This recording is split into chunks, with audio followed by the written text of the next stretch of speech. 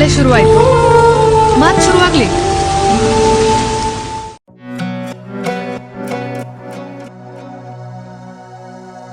ನಮಸ್ಕಾರ ಕರ್ನಾಟಕ, ನಾನು ನಿಮ್ಮ ವಿಜಯ್. ಹೆಂಗಿದ್ರೆ ಎಲ್ಲರೂ ಸಕ್ಕತ್ತಾಗಿದ್ದಾರೆ ಅನ್ಕೊತಾ ಇದ್ದೀನಿ, ಸೂಪರ್ ಆಗಿದ್ದಾರೆ ಅನ್ಕೊತಾ ಇದ್ದೀನಿ. ಮತ್ತೊಂದು ಹೊಸ ಲಾಗ್ಗೆ ಸ್ವಾಗತ ಸುಸ್ವಾಗತ. ಏನಪ್ಪ ಇವತ್ತಿನ ಒಂದು ವಿಡಿಯೋ ಅನ್ನೋದಾದರೆ, ಹೆಮ್ಮೆಯ RCB ಮ್ಯಾಚ್ ನಡೆಯಲಿದೆ ನಾಳೆ ಅಂದ್ಕೊಳ್ಳಿ. ನಮ್ಮ ಹೆಮ್ಮೆಯ RCB ತಂಡ ಎಲ್ಲರಿಗೂ ಗೊತ್ತಿರೋಂಗೆ ಪ್ಲೇ ಆಫ್ಸಲ್ಲಿ ಕ್ವಾಲಿಫೈ ಆಗಿದೆ ಅಂದ್ಕೊಳ್ಳಿ. ಪ್ಲೇ ಆಫ್ನ ಮೊಟ್ಟ ಮೊದಲನೆಯ ಮ್ಯಾಚು ನಾಳೆ ಆಡೋದಕ್ಕೆ ಹೊರಟಿದೆ ಅಂದ್ಕೊಳ್ಳಿ. ಬೆಸ್ಟ್ ಆಫ್ ಲಕ್ ಹೇಳೋಣ, ಬೆಸ್ಟ್ ವಿಶಸ್ ಹೇಳೋಣ. ತುಂಬ ದಿನದ ಒಂದು ಕನಸು ಈ ಸರ್ತಿ ನನಸು ಆಗೋದ್ರಲ್ಲಿ ಇದೆ ಅಂತಲೇ ಹೇಳ್ಬೋದು. ಏನಪ್ಪ ಅದು ಅನ್ನೋದಾದರೆ, ಕಪ್ಪನ್ನು ಗೆಲ್ತಕ್ಕಂಥ ಒಂದು ಕನಸು. 18ನೇ ಆವೃತ್ತಿ, 18ನೇ ಜರ್ಸಿ ನಂಬರ್, ಎಲ್ಲ ಒಂದು ಗುಡ್ ವೈಬ್ಸ್ ನಮ್ಮ ಹತ್ರ ನಡೀತಾ ಇದೆ ಅಂತಲೇ ಹೇಳ್ಬೋದು. ಅದ್ದೂರಿಯಾಗಿ ಪ್ರದರ್ಶನ ನೀಡಿ ನಾಳೆ ಗೆದ್ದು ಬೀಗಬೇಕಾಗಿದೆ. ಎಲ್ರಿಗೂ ದೊಡ್ಡದಾಗಿರ್ತಕ್ಕಂಥ ಒಂದು ಟೆನ್ಷನ್ನು ಕಡಿಮೆ ಆಗಿದೆ. ಏನಪ್ಪ ಅದು ಅನ್ನೋದಾದರೆ, ನಾಳಿನ ಒಂದು ಪಂದ್ಯ ಬಂದು ಬೆಂಗಳೂರಿನಲ್ಲಿ ನಡಿಬೇಕಾಗಿತ್ತು. ಬಟ್ ಮಳೆಯ ಕಾರಣ ನಾಳಿನ ಪಂದ್ಯನ ಬೆಂಗಳೂರಿಂದ ತೆಗೆದು ಲಕ್ನೋಗೆ ಶಿಫ್ಟ್ ಮಾಡಿದ್ದಾರೆ ಅಂದ್ಕೊಳ್ಳಿ. ಹೋಮ್ ಗ್ರೌಂಡ್ ಸಿಕ್ನೆಸ್ ಭಯನೇ ಇಲ್ಲ, ಟೆನ್ಷನ್ನೇ ಇಲ್ಲ. ಯಾಕಂದರೆ ಹೋಮ್ ಗ್ರೌಂಡ್ ಮ್ಯಾಚ್ ಅನ್ನೋದೊಂದು ಭಯ ಎಲ್ರಿಗೂ ಇತ್ತು. ಸೊ ಲಕ್ನೋವಲ್ಲಿದೆ. ಔಟ್ ಆಫ್ ದಿ 7 ಗೇಮಲ್ಲಿ 7 ಗೆದ್ದುಬಿಟ್ಟಿದ್ದೀವಿ ಹೊರಗಡೆ ಆಡಿರ್ತಕ್ಕಂಥ ಮ್ಯಾಚನ್ನು. ನಾಳೆ ಕೂಡ ಆಡಿಸ್ಕೊಂಡು ಹೊಡಿಯೋದ್ರಲ್ಲಿ ಡೌಟೇ ಇಲ್ಲ ಹೈದ್ರಾಬಾದ್ಗೆ ಅಂತಲೇ ಹೇಳ್ಬೋದು. ಅದ್ಭುತ ಪ್ರದರ್ಶನ ನೀಡಿ ನಾಳೆ ಹೆಂಗಾದರೂ ಮಾಡಿಬಿಟ್ಟು ಮ್ಯಾಚ್ ಗೆದ್ದರೆ ಸಕ್ಕತ್ತಾಗಿರುತ್ತೆ. ಏನಕ್ಕೆ ಅನ್ನೋದಾದರೆ, ಪಾಯಿಂಟ್ಸ್ ಟೇಬಲ್ನ ನೋಡೋದಾದರೆ GT ಅವರು ಇವತ್ತಿನ ಮ್ಯಾಚ್ ಸೋತು 18 ಪಾಯಿಂಟ್ಗಳಲ್ಲೇ ಉಳ್ಕೊಂಡಿದ್ದಾರೆ. ಅವರೇನಾದರೂ ಗೆದ್ದು ಬಿಟ್ಟಿದ್ರೆ ಟಾಪಲ್ಲಿ 20 ಪಾಯಿಂಟ್ಗೆ ಹೋಗ್ಬಿಟ್ಟಿರೋದು. ಹಿಡಿಯೋರೇ ಇರ್ತಿದ್ದಿಲ್ಲ, ಫಸ್ಟ್ ಟಾಪ್ ಲಿಸ್ಟಲ್ಲಿ ಇದ್ದುಬಿಡ್ತಿದ್ರು. ಅಂಥದ್ದು ಸೋತ್ಬಿಟ್ಟು 18 ಪಾಯಿಂಟ್ಸಲ್ಲೇ ಉಳ್ಕೊಂಡಿದ್ದಾರೆ. ಅದಾದ ನಂತರ ನಮ್ಮ RCB ಅವರು 17 ಪಾಯಿಂಟಲ್ಲಿದ್ದಾರೆ. ಪಂಜಾಬ್ ಅವರು ಕೂಡ 17 ಪಾಯಿಂಟಲ್ಲಿದ್ದಾರೆ. ಅದೇ ಥರ ಮುಂಬೈ ಅವರು 16 ಪಾಯಿಂಟ್ಗಳಲ್ಲಿದ್ದಾರೆ. ನಾಳೆ ಏನಾದರೂ ನಾವು ಗೆದ್ವಿ ಅಂದ್ಕೊಳ್ಳಿ, 19 ಪಾಯಿಂಟ್ಗೆ ಹೋಗ್ತೀವಿ ಡೈರೆಕ್ಟಾಗಿ. ಸೊ ಹಾಗಾಗಿ ಸಖತ್ತಾಗಿರ್ತಕ್ಕಂಥ ಒಂದು ಆಟ ಆಡಬೇಕಾಗಿದೆ. ನಾಳಿನ ಒಂದು ಮ್ಯಾಚ್ ಏನಿದೆ ಗೆಲ್ಲಲೇಬೇಕಾಗಿದೆ. ಅದ್ಭುತವಾದ ಪ್ರದರ್ಶನ ನೀಡಿ ಜಡ್ಜ್ ಆಗಬೇಕಾಗಿದೆ ಅಂದ್ಕೊಳ್ಳಿ. ಮಸ್ತಾಗಿರ್ತಕ್ಕಂಥ ಪ್ರದರ್ಶನವನ್ನು ನೀಡಿ ಗೆದ್ದು ಬರಲಿ ಅಂತ ಹಾರೈಸೋಣ. ನಾಳಿನ ಮ್ಯಾಚ್ ಗೆದ್ದು ಅದ್ರ ಮುಂದಿನ ಮ್ಯಾಚ್ ಏನಾದರೂ ಹೊಡೆದ್ರು ಅಂತಂದರೆ 100% RCB ಅವರು ಸೆಕೆಂಡ್ ಪೊಸಿಷನಲ್ಲಿ ಫಿಕ್ಸ್ ಅಂದ್ಕೊಳ್ಳಿ. ಬರೆದಿಟ್ಟ ಮಾತು ಅದು, ಕಟ್ಟಿಟ್ಟ ಬುತ್ತಿ, ಯಾವನಿಂದನೂ ತಪ್ಸೋಕ್ಕಾಗಲ್ಲ. ಸೊ ನೋಡುವ, ನಾಳಿನ ಒಂದು ಮ್ಯಾಚು ಅದ್ಭುತವಾಗಿ ಆಗಲಿದೆ ಅಂತ ನಾನು ಅಂದ್ಕೊಂಡಿದ್ದೀನಿ. ಎಲ್ಲರ ಒಂದು ವಿಶಸ್ ಇರಲಿ. ಯಾಕಂದರೆ ನಾಳಿನ ಒಂದು ಪಂದ್ಯ ನಡೀತಾ ಇರ್ತಕ್ಕಂಥದ್ದು ಲಕ್ನೋನಲ್ಲಿ. ನಾಳೆ ಲಕ್ನೋಲ್ಲಿ ಆಗ್ಬಿಟ್ರೆ ಮುಂದಿನ ಒಂದು ಮ್ಯಾಚು ಲಕ್ನೋ ಜೊತೆಗೆ ಆಡೋದಕ್ಕೆ ಈಸಿನೇ ಆಗುತ್ತೆ ಅಂತ ಹೇಳ್ಬೋದು. ಸೊ ಹೆಂಗೋ ಏನಾದರೂ ಮಾಡಲಿ ಗುರು, ನಾಳಿನ ಮ್ಯಾಚ್ ಮಾತ್ರ ಗೆಲ್ಲೇಬೇಕು. ನಾನು ವಿಡಿಯೋ ಸ್ಟಾರ್ಟಿಂಗಲ್ಲಿ ಹೇಳಿದಂಗೆ ಹೊರಗಡೆ ಆಡಿರ್ತಕ್ಕಂಥ 7ರಲ್ಲಿ 7 ಮ್ಯಾಚ್ಗಳನ್ನು ಗೆದ್ದು ರೆಕಾರ್ಡ್ ಮಾಡಿದ್ದೀವಿ. ನಾಳೆ ಕೂಡ ಗೆಲ್ಲೋಣ, ಅದ್ರ ನೆಕ್ಸ್ಟ್ ಮ್ಯಾಚ್ ಕೂಡ ಗೆಲ್ಲೋಣ. ಟಾಪ್ 2ನಲ್ಲಿ ಬರಲೇಬೇಕು.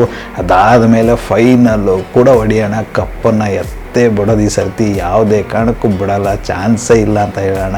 ಎಲ್ಲ ಕನ್ನಡಿಗರ ಒಂದು ಹೆಮ್ಮೆಯ RCB ಕಪ್ಪನ್ನು ಗೆಲ್ಲುವಂತಹ ಒಂದು ಆವೃತ್ತಿ ಇದಾಗಿದೆ ಅಂತಲೇ ಹೇಳಿದರೆ ತಪ್ಪಾಗಲ್ಲ. ಸೊ ಎಲ್ಲರೂ ನಿಮ್ಮ ಒಂದು ಪ್ರೇಯರ್ಸ್ನ RCB ಮೇಲೆ ಮಾಡಿ, RCBಗೆ ಬೆಸ್ಟ್ ವಿಶಸ್ನ ತಿಳಿಸಿ, ಗೆದ್ದು ಬಾ RCB ಅಂತ ಹೇಳೋಣ. ನಾಳಿನ ಒಂದು ಮ್ಯಾಚಲ್ಲಿ ಬ್ಯೂಟಿಫುಲ್ ಆಗಿರ್ತಕ್ಕಂಥ ಒಂದು ಮ್ಯಾಚ್ ನೋಡೋಕ್ಕೆ ಸಿಗುತ್ತೆ ಅಂತ ಹೇಳಿದ್ರೆ ತಪ್ಪಿಲ್ಲ ಅಂದ್ಕೊಳ್ಳಿ. ಇನ್ನು ತಂಡದ ಬಲ ನೋಡೋದಾದರೆ, ಮೊದಲನೇದಾಗಿ ಹೈದ್ರಾಬಾದ್ ಟೀಮ್ನ ನೋಡ್ಕೊಂಬರುವ. ಹೈದರಾಬಾದು ತಂಡದಲ್ಲಿ ದೊಡ್ಡ ಒಂದು ಕಂಟಕ, ದೊಡ್ಡ ಒಂದು ಸಂಕಷ್ಟ ಯಾರಿಂದ ಹಬ್ಬ ಅನ್ನೋದಾದರೆ ಅಭಿಷೇಕ್ ಶರ್ಮಾ ಗುರು. ಅದು ಏನು ಸೈಕ್ ಫಾರ್ಮಲ್ಲಿದ್ದಾನೆ ಅಂದರೆ, ಅಬ್ಬಿರಿ ಜಜ್ತಾ ಇದ್ದಾನೆ. ಎಲ್ಲ ಬೌಲರ್ಸ್ಗೂ ಕೂಡ ಸರಿಯಾಗಿ ಬ್ಯಾಟಿಂಗ್ ಆಡ್ತಿದ್ದಾನೆ. ಅದ್ಭುತವಾಗಿರ್ತಕ್ಕಂಥ ಒಂದು ಪ್ರದರ್ಶನ ನೀಡ್ತಾ ಇದ್ದಾರೆ.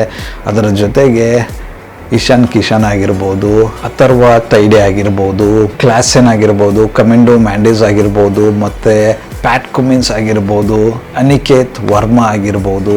ಸೊ ಈ ಥರದ ಒಂದು ಅದ್ಭುತವಾಗಿರ್ತಕ್ಕಂಥ ಬ್ಯಾಟಿಂಗ್ ಲೈನಪ್ ಇದೆ ಅಂತ ಹೇಳಿದರೆ ತಪ್ಪಾಗಲ್ಲ. ಬಟ್ ಎಲ್ಲದಕ್ಕಿಂತ ನಮಗೆ ದೊಡ್ಡ ಒಂದು ಕಂಟಕ ಅನ್ನೋದಾದರೆ ಅಭಿಷೇಕ್ ಶರ್ಮಾ ಒಂದು ವಿಕೆಟ್ ತೆಗೆದ್ರೆ ತುಂಬ ನಿರಾಳಾಗ್ಬಿಡುತ್ತೆ RCB ಅವರಿಗೆ. ಸೊ ಬಾಲಿಂಗ್ ವಿಭಾಗದಲ್ಲಿ ಅದ್ಭುತವಾದ ಪ್ರದರ್ಶನವನ್ನು ನೀಡಿ ಹೆಂಗಾದರೂ ಮಾಡಿ ಪಾರ್ಟ್ನರ್ಶಿಪ್ನ ಬ್ರೇಕ್ ಮಾಡಬೇಕು ಬೇಗನೆ. ಅಂದರೆ ಪ್ಲೇ ಆಫಲ್ಲಿ ರನ್ ಹೊಡಿದೇ ಇರೋಂಗೆ ನೋಡ್ಕೋಬೇಕು. ಅದಷ್ಟು ಮಾಡಿದರೆ RCB ಗೆಲ್ಲೋದ್ರಲ್ಲಿ ಡೌಟೇ ಇಲ್ಲ ಅಂದ್ಕೊಳ್ಳಿ. ಸೊ ಮೇನ್ ಬಾಲಿಂಗಲ್ಲಿ ಪ್ರದರ್ಶನ ಸಕ್ಕತ್ತಾಗಿರಬೇಕು. ಇವಾಗ ನಾವೇನಾದರೂ ಟಾಸ್ಕ್ ಇದ್ದು ಬಾಲಿಂಗ್ ತೊಗೊಂಡ್ರೆ ಟೆನ್ಷನ್ ಇಲ್ಲ, ಬಟ್ ಆದರೂ ಕೂಡ ಅವರಿಗೆ ಮೊದಲು ಬ್ಯಾಟಿಂಗ್ ಮಾಡಬೇಕಾದ್ರೆ ಅವರೇನಾದರೂ ಅಪ್ಪಿತಪ್ಪಿ ಮೊದಲು ಬ್ಯಾಟಿಂಗ್ ಮಾಡಿದರೆ ಅವ್ರಿಗೆ ರನ್ನ ಹೊಡೆಯೋದ್ರಲ್ಲಿ ಕಡಿವಾಣ ಹಾಕಿಸ್ಬೇಕಾಗುತ್ತೆ, ತುಂಬ ರನ್ನ ಹೊಡೆಯೋಕ್ಕೆ ಬಿಡಬಾರ್ದು.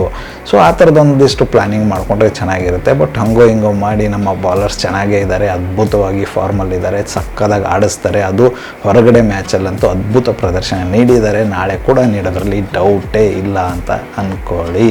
ಅದಾದ ನಂತರ ಇನ್ನು ಅವ್ರ ಕಡೆಯಿಂದ ಬಾಲಿಂಗ್ ವಿಭಾಗನ ನೋಡೋದಾದರೆ ಮೇನ್ ಆಗಿ ಅವ್ರ ಹತ್ರ ಡೇಂಜರಸ್ ಅಪ್ಪ ಬಾಲಿಂಗಲ್ಲಿ ಅನ್ನೋದಾದರೆ ಕ್ಯಾಪ್ಟನ್ ಆಗಿರ್ತಕ್ಕಂಥ ಪ್ಯಾಟ್ ಕುಮ್ಮಿನ್ಸ್ ಅವರು. ಪ್ಯಾಟ್ ಕುಮ್ಮಿನ್ಸ್ ಅಂತೂ ಗುಮ್ಮಿನ್ಸ್ ಥರ ಗುಮ್ತಾನೆ ಇದ್ದಾರೆ ಬಾಲಿಂಗಲ್ಲಿ ಎಲ್ರಿಗೂ.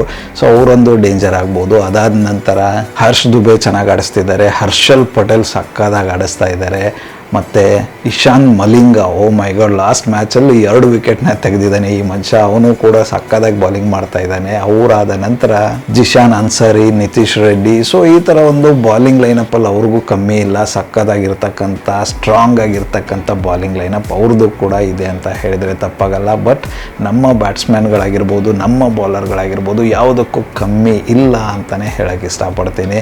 ಎಲ್ಲರೂ ಫಿಟ್ ಆ್ಯಂಡ್ ಫೈನ್ ಆಗಿದ್ದಾರೆ, ಫಾರ್ಮಲ್ಲಿದ್ದಾರೆ. ಸೊ ಅವ್ರದ್ದು ಕೂಡ ಸಖತ್ತಾಗಿರ್ತಕ್ಕಂಥ ಬ್ಯಾಲೆನ್ಸ್ಡ್ ಟೀಮ್ ಇದೆ, ಅದ್ಭುತವಾಗಿರ್ತಕ್ಕ ಒಂದು ಟೀಮ್ ಇದೆ.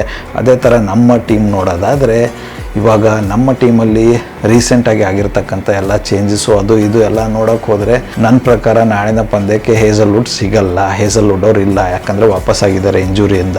ಸೊ ಹೇಸಲ್ವುಡ್ ಬದಲಾಗಿ ಯಾರಪ್ಪ ಅನ್ನೋದಾದರೆ ಲುಂಗಿ ಎಂಗಿಡಿ ಅಂತೂ ಇದ್ದೇ ಇದ್ದಾರೆ. ಮೊದಲನೇದಾಗಿ ಬ್ಯಾಟಿಂಗಲ್ಲಿ ನೋಡೋದಾದರೆ ನಾಳಿನ ಒಂದು ಪಂದ್ಯದಲ್ಲಿ ಪಿಲ್ ಸಾಲ್ಟ್ ಅವರು ಫುಲ್ ಫಿಟ್ ಆ್ಯಂಡ್ ಫೈನ್ ಆಗಿದ್ದಾರೆ. ನಾಳಿನ ಒಂದು ಮ್ಯಾಚಲ್ಲಿ ಪಿಲ್ ಸಾಲ್ಟ್ ಅವರು ಆಡುವ ಸಾಧ್ಯತೆ ತುಂಬಾ ಇದೆ ಅಂದ್ಕೊಳ್ಳಿ. ಇವಾಗ ಏನಾದರೂ ಪಿಲ್ ಸಾಲ್ಟ್ ಆಡಿದರೆ ಜಾಕಬ್ ಬೇತಲ್ ಏನಪ್ಪ ಅಂದರೆ ಜಾಕಬ್ ಬೇತಲ್ ಆಬ್ವಿಯಸ್ಲಿ ಕೂತ್ಕೋಬೇಕಾಗುತ್ತೆ, ಬೇರೆ ಆಪ್ಷನ್ ಇಲ್ಲ, ಅವ್ರನ್ನ ಕೂಡಿಸ್ಬೇಕಾಗುತ್ತೆ. ಸೊ ವಿರಾಟ್ ಕೊಹ್ಲಿ ಮತ್ತು ಪಿಲ್ ಸಾಲ್ಟ್ ಅವರ ಅದ್ಭುತವಾಗಿರ್ತಕ್ಕಂಥ ಓಪನಿಂಗ್ ಬ್ಯಾಟಿಂಗ್ ನಾಳೆ ಎಲ್ಲರಿಗೂ ನೋಡೋಕ್ಕೆ ಸಿಗುತ್ತೆ ಅಂತಲೇ ಹೇಳ್ಬೋದು. ಅದಾದ ನಂತರ DDP ಇಲ್ವಲ್ಲಪ್ಪ, ಅವ್ರಿಗೆ ರಿಪ್ಲೇಸ್ಮೆಂಟ್ ಯಾರು ಅನ್ನೋದಾದರೆ ಸೊ ದೇವದತ್ ಪಡಿಕಲ್ ಜಾಗದಲ್ಲಿ ಆಬ್ವಿಯಸ್ಲಿ ಯಾರಿಲ್ಲ, ಮಯಾಂಕ್ ಅಗರ್ವಾಲ್ನ ತೊಗೊಂಡಿದ್ದಾರೆ. ಮಯಾಂಕ್ ಅಗರ್ವಾಲ್ ಅವರು ಆಡ್ತಾರೆ. ನನಗನ್ಸುತ್ತೆ ಮಯಾಂಕ್ ಅಗರ್ವಾಲ್ ಅವರು ನಾಳೆ ಬ್ಲಾಸ್ಟಿಂಗ್ ಆಗಿರ್ತಕ್ಕಂಥ ಒಂದು ಪರ್ಫಾರ್ಮೆನ್ಸ್ ಕೊಡೋದ್ರಲ್ಲಿ ಡೌಟ್ ಇಲ್ಲ. ನಮ್ಮ ಕನ್ನಡದ ಹುಡುಗ ನಾಳಿನ ಒಂದು ಮ್ಯಾಚಲ್ಲಿ ಸರಿಯಾಗಿ ಬಾರಿಸ್ಬಿಟ್ಬಿಡ್ಬೇಕು ಎಲ್ರಿಗೂ ಅಂತ ನಾನು ಅನ್ಕೊತಾ ಇದ್ದೀನಿ. ನಿಮ್ಮ ಒಂದು ಅಭಿಪ್ರಾಯ ಕೂಡ ಅದೇ ಆಗಿದ್ದರೆ ತಪ್ಪದೇ ಕಮೆಂಟಲ್ಲಿ ತಿಳಿಸಿ. ಅದಾದ ನಂತರ ನಮ್ಮ ಹೆಮ್ಮೆಯ ಕ್ಯಾಪ್ಟನ್ ರಜತ್ ಪಟೇದಾರ್ ಅವರು ಕೂಡ ಫುಲ್ ರಿಕವರಿ ಆಗಿದ್ದಾರೆ. ನಾಳಿನ ಒಂದು ಮ್ಯಾಚಲ್ಲಿ ಅದ್ಭುತವಾಗಿ ಪ್ರದರ್ಶನ ನೀಡೋದಕ್ಕೆ ಹುಮ್ಮಸ್ಸಿಂದ ರೆಡಿ ಆಗಿದ್ದಾರೆ ಅಂತಲೇ ಹೇಳ್ಬೋದು. ಅದಾದ ನಂತರ ಜಿತೇಶ್ ಶರ್ಮಾ ಇದ್ದಾರೆ, ರೊಮಾರಿಯೋ ಶೆಪರ್ಡ್, ನಮ್ಮ ಡ್ರ್ಯಾಗನ್ ಆಫ್ ದಿ RCB ಅವರಿದ್ದಾರೆ.